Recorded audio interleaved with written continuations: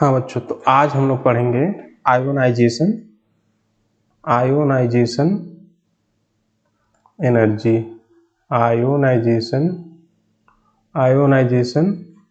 Energy के बारे में।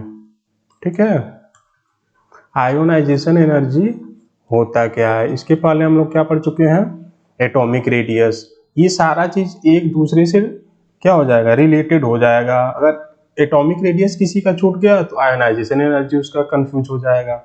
इसलिए सारा रिलेटेड टॉपिक है, एक से एक आपको पढ़ना पड़ेगा। ठीक है, तो देखो आयोनाइजेशन एनर्जी होता क्या है। The minimum amount of energy, the minimum amount of energy to remove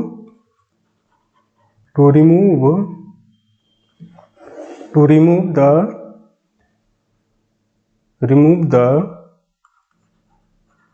most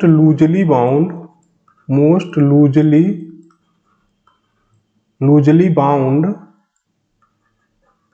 electron from an isolated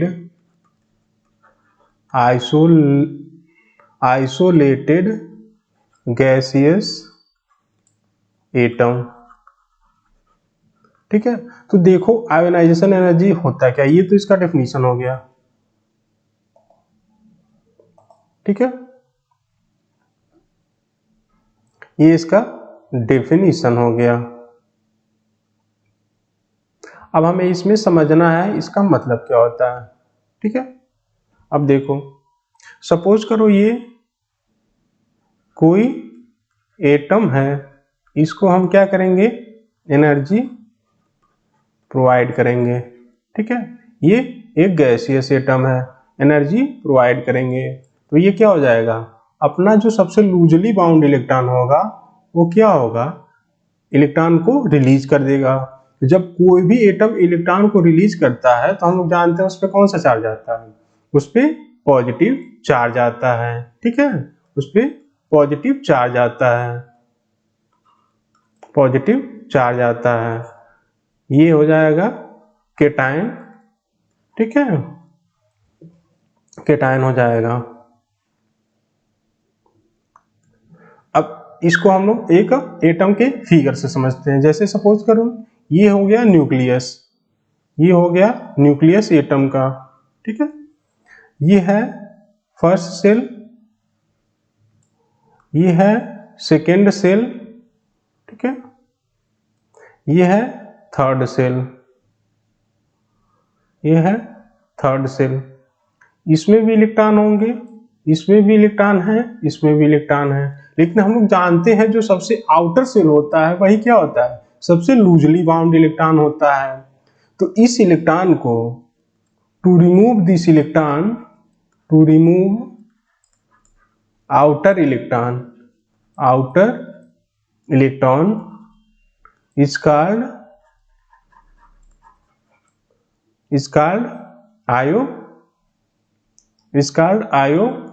ionisation energy. ठीक है, एनर्जी बेसिकली ये समझो, जो भी हमारा एटम का स्ट्रक्चर होगा उसमें जो सबसे बाहरी सेल का इलेक्ट्रॉन होगा उसको निकालने के लिए जितनी हमें एनर्जी की जरूरत होगी वही क्या होगा, आयोनाइजेशन एनर्जी होता है। ठीक है, ये हो गया आयोनाइजेशन एनर्जी। अब हम ये जानेंगे कि आयोनाइजेशन एनर्जी किस फैक्टर पे डिपेंड करता है, आयोनाइजेशन एनर्जी किस फैक्टर पे डिपेंड करता है। ठीक है, आयोनाइजेशन एनर्जी किस फैक्टर पे डिपेंड करता है, फैक्टर अफेक्टिंग, हम जानेंगे फैक्टर अफेक्टिंग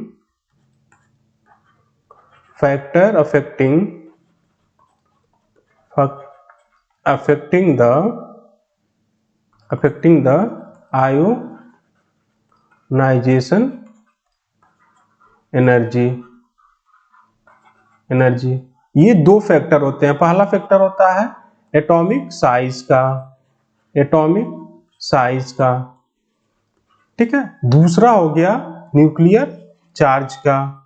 दूसरा फैक्टर कौन सा है, न्यूक्लियर चार्ज का। ये दो ऐसे फैक्टर हैं जिसपे कौन सा डिपेंड कर रहा है, आयोनाइजेशन एनर्जी डिपेंड कर रहा है। ठीक है, अब हम पहला ये जानेंगे, देखो एटॉमिक साइज इंक्रीज करेगा as the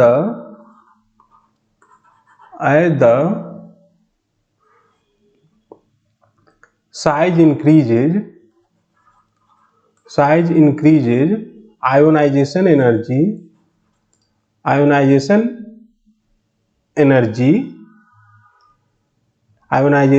energy decreases.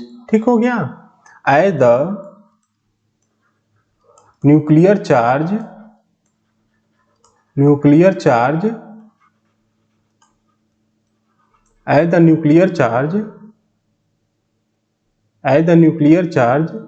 increases, then ionization energy also increases।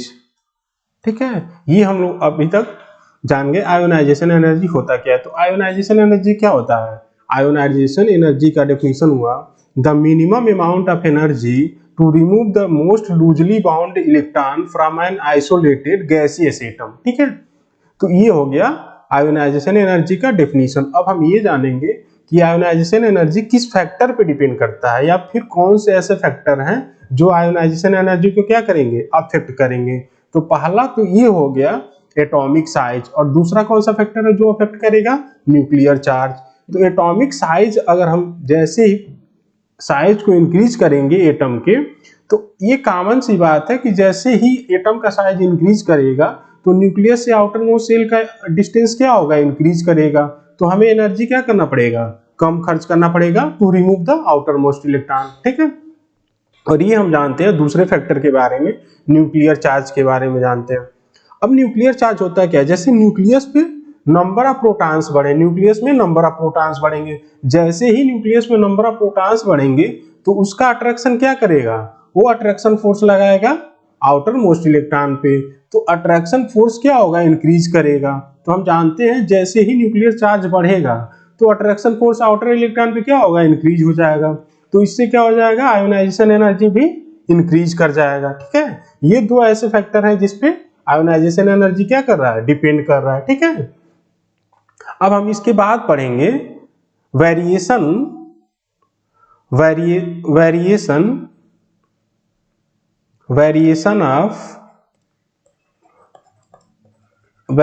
Of ionisation energy in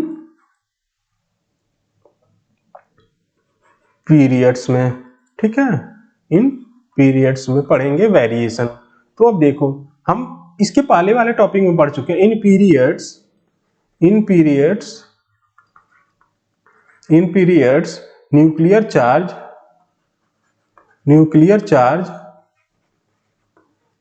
charge increases.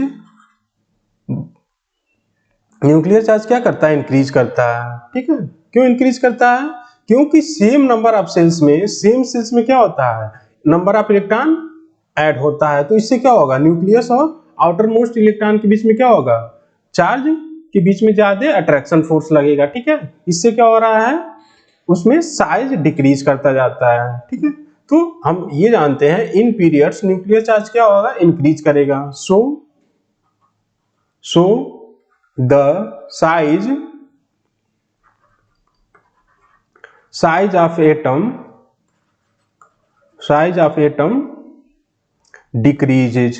ठीक है, अब देखो हम लोग देखते हैं एक फिगर बना के, पहले ये हो गया सोडियम। ठीक है, ये न्यूक्लियस है। ठीक है, ये है सोडियम का, ये इलेक्ट्रॉन्स है। ठीक है, ये है मैग्नीशियम, ये एक मैग्नीशियम का फिगर हम यहां पे बना ले रहे हैं। ठीक है, ये न्यूक्लियस, ये फिगर है फर्स्ट सेल का, ये है सेकेंड सेल का। ठीक है, ये है इलेक्ट्रॉन। तो यहां पे देखो क्या हो रहा है, यहां पे देखो एटॉमिक रेडियस क्या है, बड़ा है, ठीक है।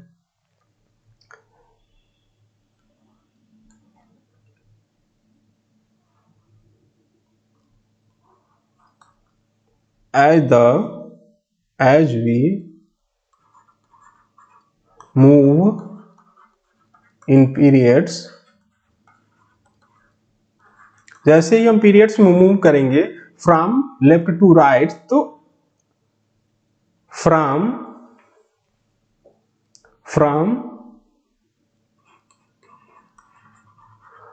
Left to right, then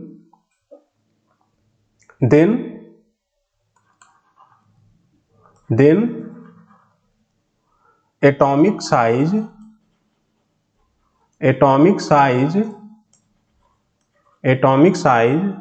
decreases due to the increase in nuclear charge, ठीक है। जैसे ही हम पीरियड में लेफ्ट टू राइट मूव करते हैं तो न्यूक्लियर चार्ज क्या करता है, इंक्रीज करता है। As a result so size decreases as a result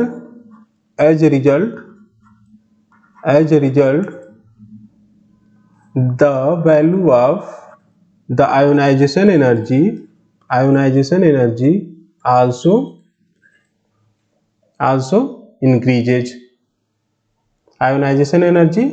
also increases, और ये कॉमन सी बात है।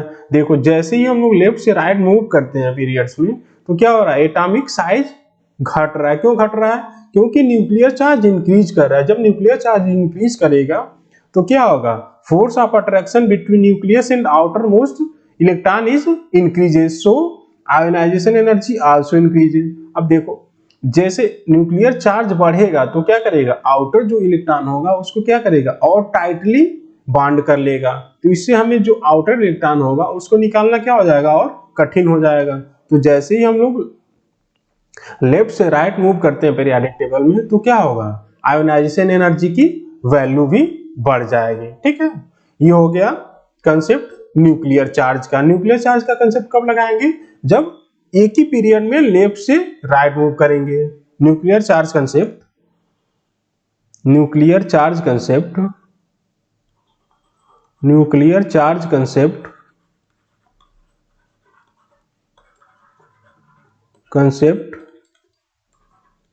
used in the same period, ठीक है। न्यूक्लियर चार्ज का कंसेप्ट कब यूज करेंगे हम लोग, जब सेम पीरियड में left to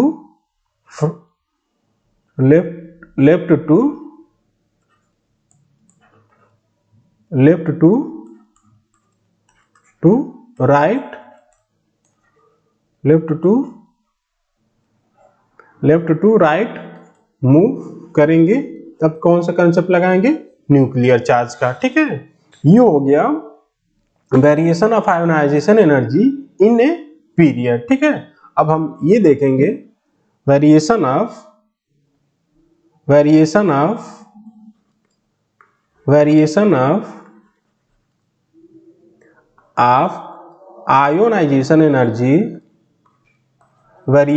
ionization energy in A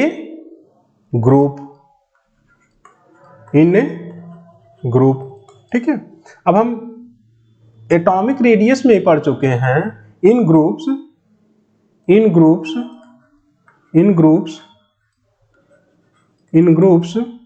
from top to bottom,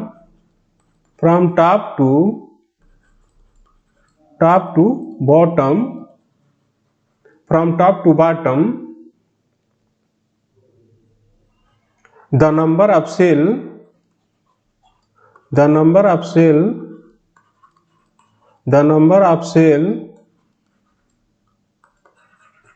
increases one by one,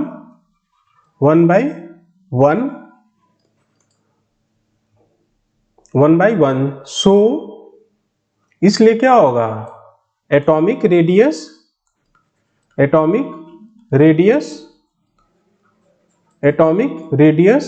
increase करेगा, इंक्रीजेज। ठीक है, तो अब देखो यहां पे जब हम सेम ग्रुप्स में क्या करेंगे, टॉप से बॉटम मूव करेंगे तो नंबर ऑफ सेल क्या हो रहा है, एक एक इंक्रीज कर रहा है। इससे क्या होगा, एटॉमिक रेडियस इंक्रीज करेगा। जब एटॉमिक रेडियस इंक्रीज करेगा तो सोचो जो न्यूक्लियस और आउटर मोस्ट के सेल के बीच में जो भी डिस्टेंस होगा वो क्या हो जाएगा, कम हो जाएगा। इससे क्या होगा, जो आउटर मोस्ट इलेक्ट्रॉन होगा उसको निकालना क्या हो जाएगा, इजी हो जाएगा। ठीक है, तो हम ये लिखेंगे कि जब भी ionisation energy decreases from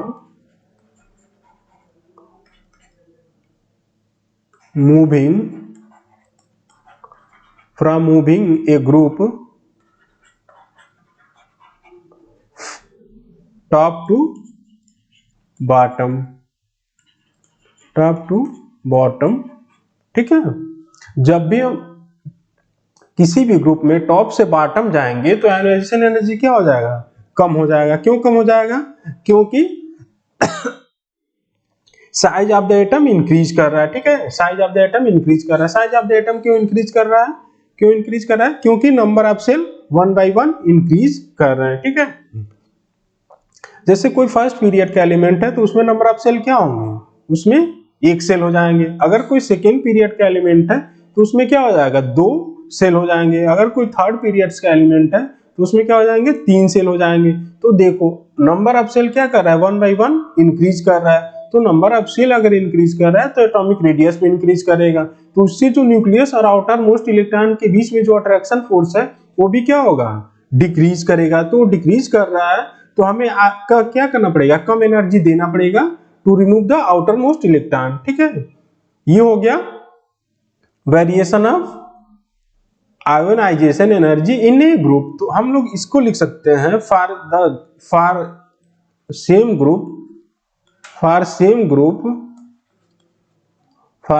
group ionisation energy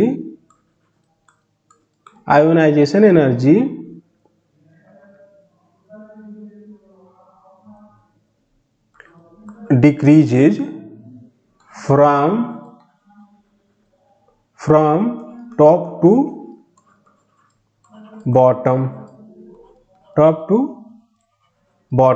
ठीक है, टॉप टू बॉटम जाने पे क्या करेगा, इंक्रीज करेगा। इसी को एक और लैंग्वेज में लिख सकते हैं, ionisation energy is inversely proportional to number of shell. ठीक है, ionisation energy is inversely proportional to number of shell. Ionisation energy क्या हो जाएगा, नंबर ऑफ सेल के इनवर्सली प्रोपोर्शनल हो जाएगा। जैसे कि अगर हम नंबर ऑफ सेल को बढ़ा रहे हैं तो क्या होगा, आयोनाइजेशन एनर्जी कम होगा। जैसे सपोज करो जो सेकेंड पीरियड्स का एलिमेंट है उसमें 2 सेल है तो उसकी आयोनाइजेशन एनर्जी क्या होगी, कुछ अलग होगी। अगर हम नंबर ऑफ सेल 3 करते हैं तो उसकी आयोनाइजेशन एनर्जी सेकेंड सेल वाले से क्या हो जाएगी, ज्यादा हो जाएगी। ये क्या हो गया, variation of ionisation energy in a group हो गया। ठीक है, इसी तरह एक और फार्मूला हम लोग देख लेंगे इसमें, variation of ionisation energy in a periods. तो यहां पे हम लिख लेंगे इस वाले में, ionisation energy is directly proportional to nuclear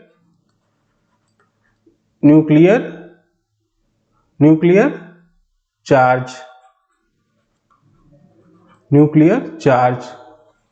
ठीक है, ionisation energy directly proportional to nuclear charge. ये किसके लिए अप्लाई होगा? फॉर सेम पीरियड्स के लिए अप्लाई होगा, ठीक है, और सेम पीरियड्स के लिए अप्लाई होगा।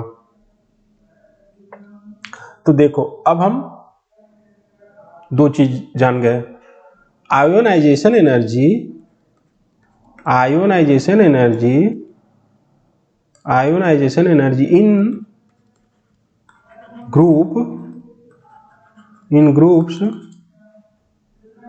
I decreases because size increases, ठीक है, size increases, size increases due to, size increases due to the increase in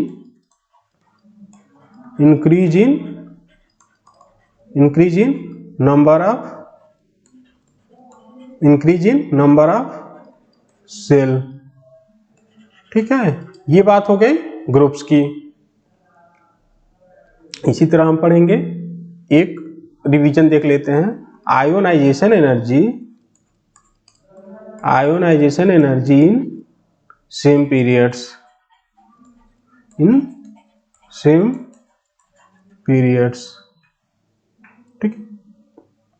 ionisation energy increases due to the increase in nuclear, increase in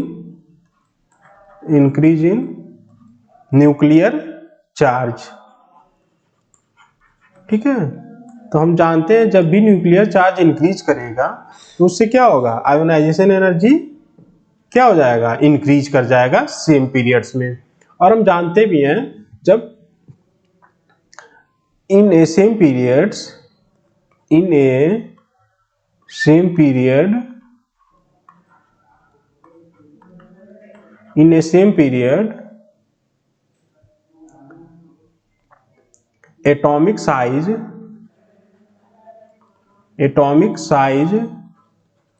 decreases due to the increase in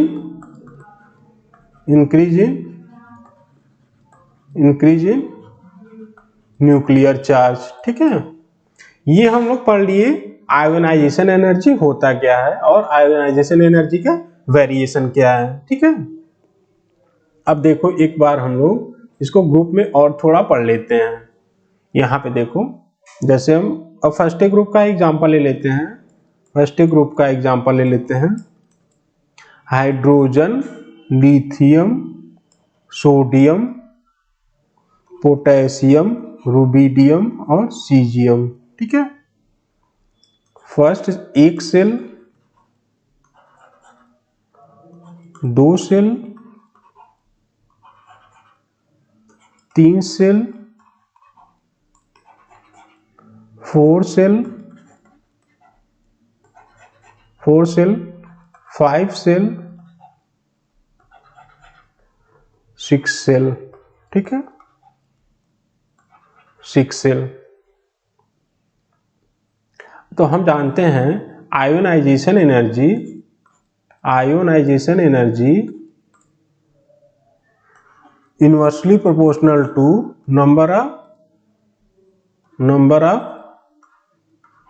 number of shell के, ठीक है, number of shell के inversely proportional. Then ionisation energy I decreases, ठीक है, I decreases from top to bottom due to increase in number of cell, ठीक है।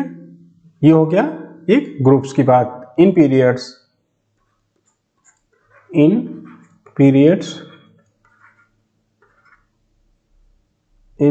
periods for the same period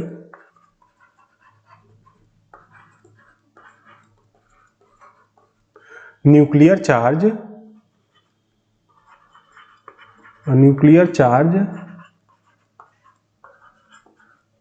increases from left to right,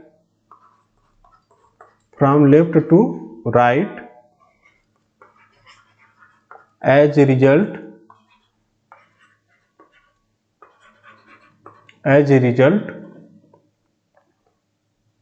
the atomic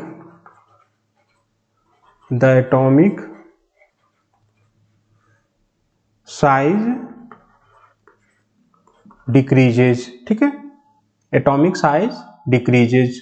और हम जानते हैं ionisation energy inverse directly proportional to nuclear charge,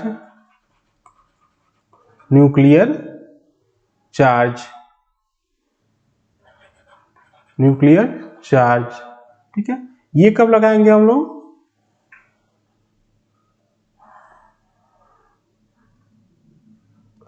for same period में, ठीक है। तो अब देखो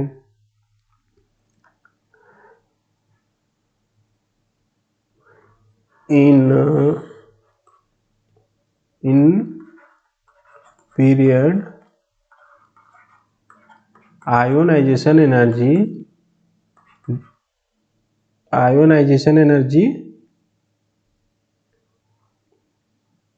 increases and nuclear charge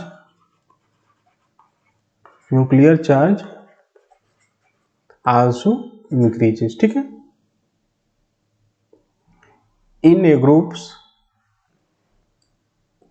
in groups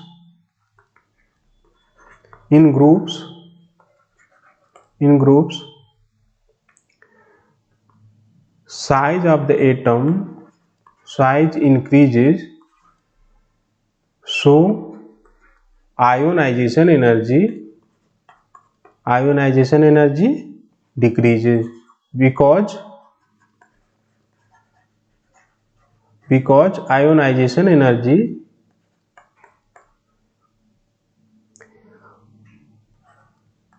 inversely proportional to the size of atom, ठीक है। एटम के इनवर्सली प्रोपोर्शनल होता है, ठीक है।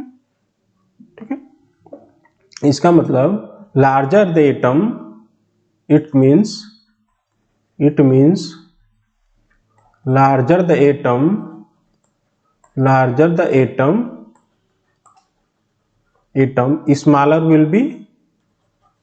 Smaller will be ionization energy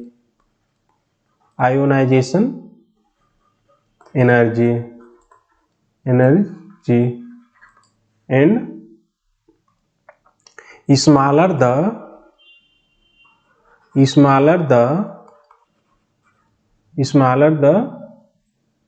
ionization energy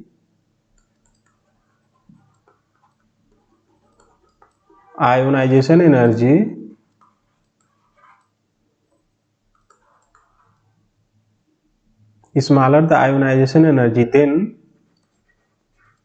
larger the radius, ठीक। यहां तक हम लोग स्टॉप करते हैं, आगे अगला टॉपिक पढ़ेंगे।